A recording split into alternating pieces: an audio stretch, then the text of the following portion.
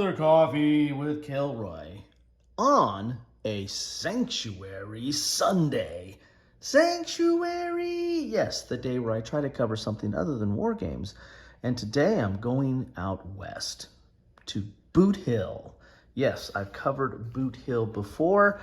This is a role-playing game, and also some people kind of classify this maybe as a miniatures game because it really does focus on tactical combat in the Old West. But I'll put a link to that video in the description. But today we're looking at Mad Mesa. This is a module for Boot Hill. I think this was Boot Hill 1, so I think this was the first module for Boot Hill, published by TSR, who's known for D&D and a host of other things.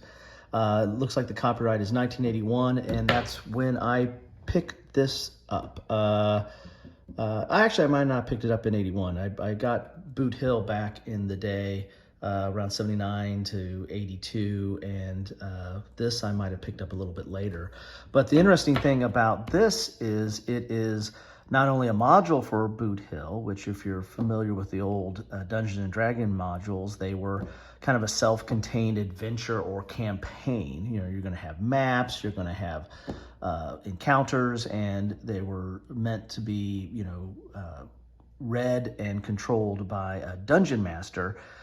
In Boot Hill, you have a game master, but this one was a little bit different because it's a solo module. So this is something that you can play without a game master, which I found really interesting. And that's one reason why I think I might have picked it up at a little bit later than 82 or whenever this was published. So here's the back of it, and it says right here, solo adventure included.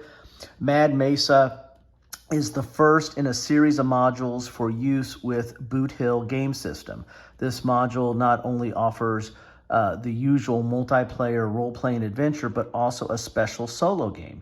If you enjoy this module, look for other Boot Hill products and watch for future releases from TSR, the game wizards. Okay, look at that there. So let's take a look at this. Since there is multiplayer capability, I don't want to spoil this. It's 1981 copyright. I don't want to spoil this, so I'm not going to do a complete page through of this, but just sip your coffee, sit back. I'm sorry for that slurp. Sit back and let's see what is in here. So you're going to have a map of the town. I guess this is Mesa or Mad Mesa. This is the town you're going to be in here. And so again, Boot Hill was kind of used a little bit as a tactical miniatures type game because it's basically focuses on Old West combat, and so you see layouts like this. Avalon Hill had Gunslinger, and I think Worthington, I have Cowboys by Worthington, which I think all kind of feel reminiscent of these type of games. So if we look at this cover here, as you approach the small town of Mad Mesa, you hear the loud explosive burst of guns being fired, passing the road sign indicating the town of Mad Mesa.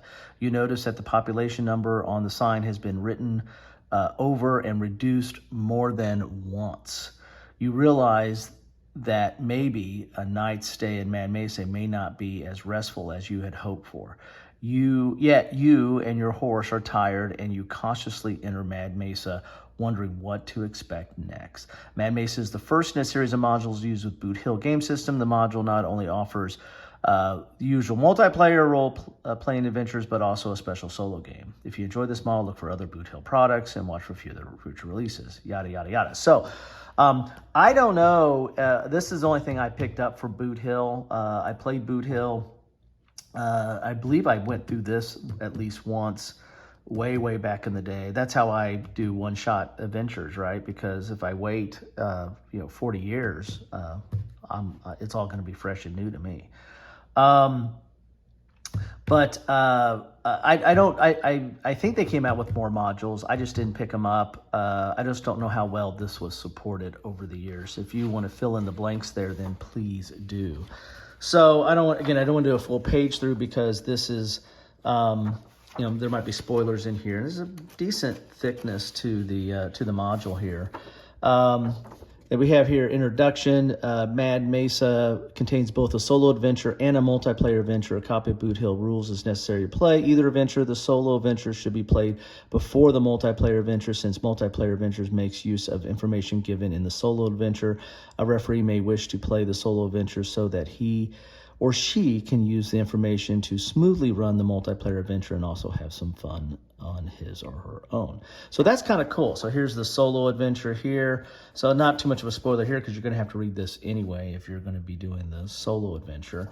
And you've got some, this kind of takes you through that. You have some additional rules here, including a jailbreak table here.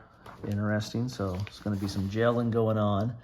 Some additional rules, trial and sentencing. Now that's kind of cool. So we got some court systems, got some legal stuff going on there. Morale, start the solo. So these are the general rules for the solo adventure, and then you've got your solo player adventure. Start the adventure right here. You also have NPC reactions there. And then it's entries. Then it's kind of like a choose your own adventure a little bit here. So yeah. A little bit of choose your own adventure, so I don't want to ruin that. That's a good way of doing the solo. And so where's the multiplayer?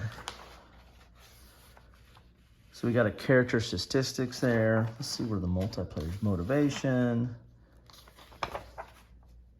Here's the multiplayer adventure. So this really, for the most part, really is a solo adventure with all those entries. I'd put this in the squarely in the solo adventure area because of let's look at the back there. We got to get the guy running off, riding off into the sunset with his love of his life,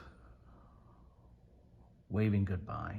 Anyway, this looks like it's predominantly solo based. I mean, there's some multiplayer stuff, but it's really at the end. This is easily, I would classify this in the solo adventure standpoint. I also, which reminds me, I probably need to cover it. I picked up a solo adventure for, or solo module for Top Secret. That was done, it was published years after Top Secret came out. And just for you scoring at home, Top Secret was the first role-playing game I bought. The first role-playing game I played was Traveler, then D&D, and then the first game I bought was Top Secret. And then I started buying, then I bought Traveler, and then started buying the D&D stuff. And then I got this around that same time. So, but Top Secret did that too. They came out with a solo module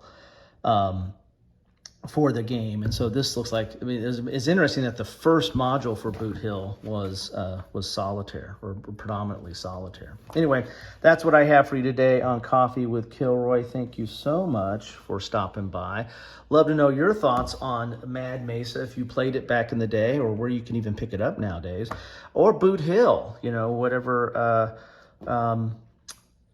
What's your thoughts on that? Did you play that? What do you think of that? Anyway, that is what I have for you today. Thank you so much for stopping by, and have a good one.